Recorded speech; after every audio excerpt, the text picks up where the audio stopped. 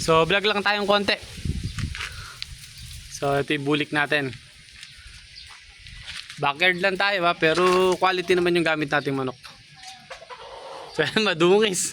Kumakain ng mga nalaglag na manggang hinog eh. Saka kamyas. So yan yung broodcock natin. Kaya hindi, kahit nakaharang yung palong, hindi na rin natin pupungusan. So katsaw lang naman natin yan. Pulang-pula yung mata. Ayan. So quality. Bulik na puti. So may mga inahin tayo dito. 3 bulik na puti rin. Nakapahinga. At gagamitin natin sa kanya. So yan, ganyan lang naman tayo.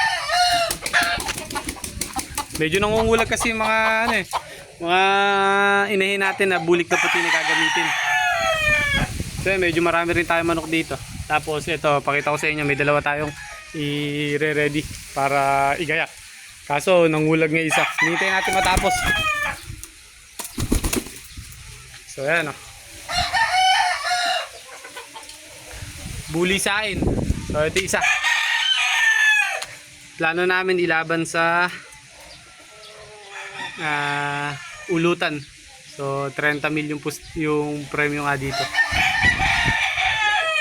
So yan, magugulang yan. Nasa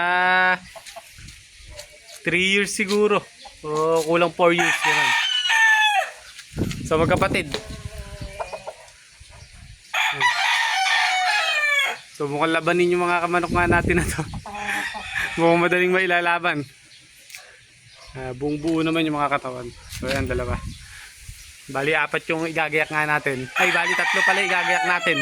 Isang abuhin saka 2 bulisain. Para kung kailan mailaban, kumbaga pagka ilalaban na,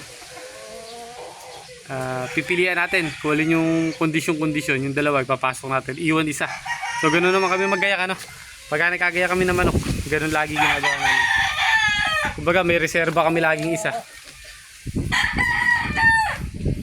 So iwan isa pagka hindi ganun kaganda condition.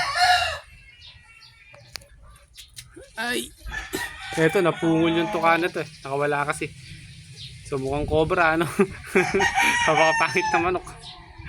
So yung kapatid niya nangungulag kasi, pero kung hindi naman nangungulag, hindi naman ganun kapangit, medyo pangit lang. So yung isa mas maganda kaysa sa kanya.